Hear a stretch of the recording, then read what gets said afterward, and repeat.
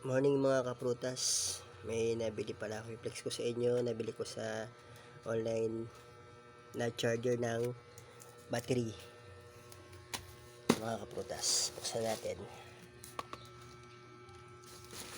Charger ng battery niya. Actually mga kaprutas, nabuksan ko na to. Meron siyang may repairing, may charger, tapos yung mga battery na dead bat na pwede niyang i-revive. Testing natin. Meron na siyang alligator clip. Sama yan.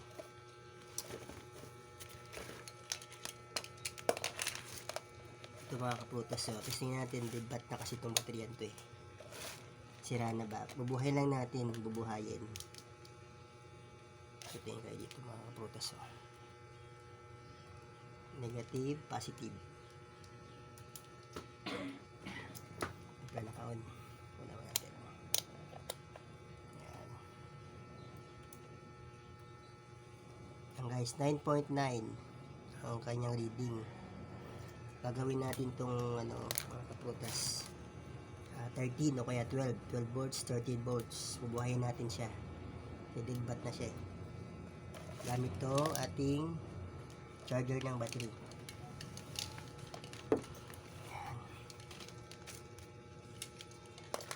Ayan niya ang buhayin ng sirang mga battery.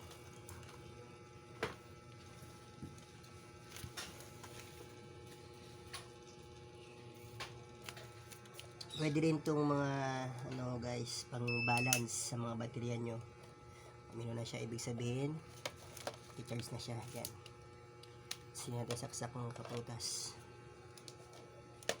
Wala tayong tinda ngayon.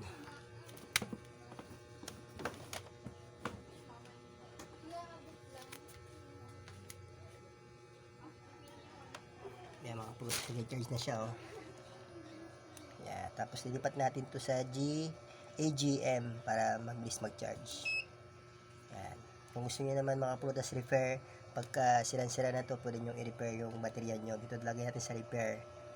Pero yung dead bat lang siya, AGM, i-charge na muna natin.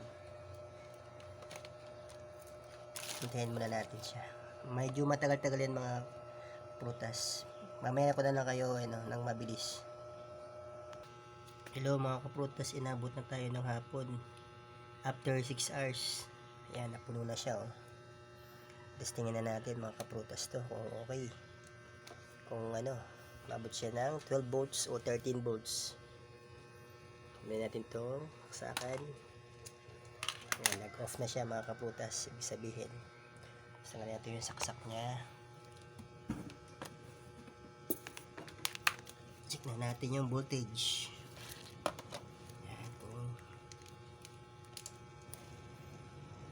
Positive and negative. Yun. 12 volts and 12 and 0.8. Ayos. Nabuhay na siya.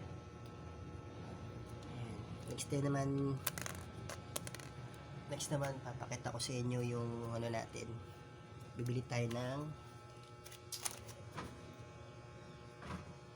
power inverter para dito sa testing natin sa battery. Pwede kayo mag-charge, mag-electric pan saks doon sa power inverter.